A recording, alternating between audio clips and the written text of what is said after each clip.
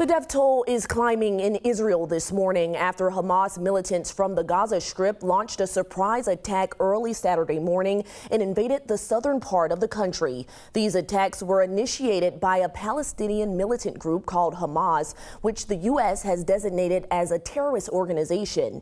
At least 700 people have been killed in Israel, according to the Israel Defense Forces. The Palestinian Health Ministry reports more than 400 were killed in Israeli strikes on Gaza overnight. A national security spokesperson confirmed at least 4 Americans are among the dead, and some U.S. citizens are still missing this morning. The State Department says it's ready to help provide U.S. citizens in Israel the help they needed. They also have issued updated travel advisories. Meantime, Israeli Americans in Washington are anxiously waiting by their phones. They tell us it's been a harrowing couple of days. King 5's Maddie White spoke to them about the new reality they're now facing. Israeli supporters held a moment of silence on the streets of Kirkland Sunday afternoon, while just across the street, Palestinian supporters got loud.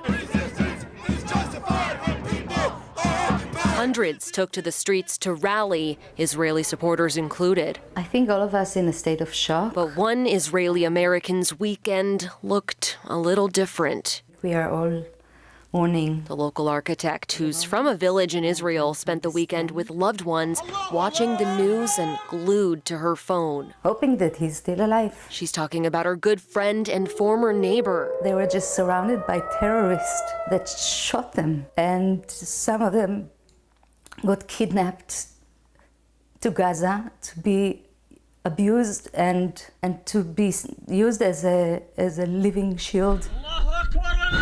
A top security official also says U.S. citizens are unaccounted for. Former U.S. Army General Barry McCaffrey says they may be hostages. The Hamas was trying to maximize surprise, and they achieved it. But for people like Ayelet Shalev, Hearing the horrible stories, the wait for answers continues. And I think the information available on who may have been killed or injured or who may have been abducted is not going to be finalized for days, if not weeks. If you are interested in info on how to help the civilians impacted by this, all of the information, including about rallies, including about local opportunities. The CEO of the Israeli American Council would like to point you to their Facebook group or website.